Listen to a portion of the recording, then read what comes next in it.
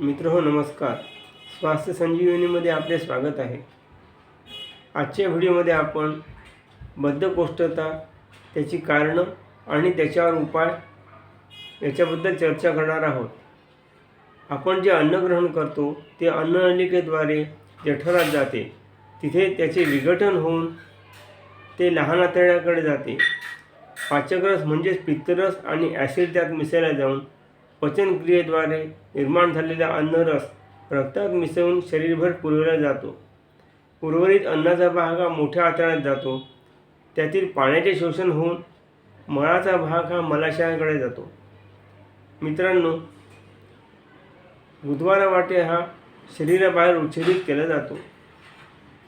आता सकाळी उठल्याबरोबर मलोत्सर्जन क्रिया होणे अपेक्षित आहे, पण जेव्हा 2-3 किंवा त्यापेक्षा अधिक दिवसांनी ही क्रिया घडत असेल तर त्याला बद्धकोष्ठ असे म्हणतात. अन्नाचा भाग आतड्यात अडकून राहिल्यामुळे तो तिथे कुजतो आणि ॲसिडिटी होते. तसंच यापासून अनेक रक्तदोष निर्माण होतात आणि त्वचेचे विकार होऊ लागतात. ह्यामुळे आपली दिनचर्या जी आहे तर तीसुद्धा प्रभावित होते. या सर्वांपासून आपल्याला सुटका करून घेण्याकरता काही उपाय करणे गरजेचे आहे. मित्रांनो, आपले जेवण हे वेळेवरच झाले पाहिजे, म्हणजे भोजनाची वेळ ही निश्चित असली पाहिजे. आहार सकस असावा, भरड धान्याचा त्यामध्ये समावेश केलेला असावा. मित्रांनो, दररोज जेवणामध्ये साजूक तूप हे जरूर समाविष्ट केलेले असावे. 3 ते 4 लिटर पाणी रोज प्यावे. व्यायाम आणि योगासनं ह्यांचा आपल्या दिनचर्येत आवर्जून समावेश करावा. प्रथम पायी चालण्याचा व्यायाम करावा व नंतर योगासनांचा अभ्यास करावा. मित्रांनो, रात्रीचे जेवण व निद्रा या 2 ते 3 तासांचे अंतर असावे.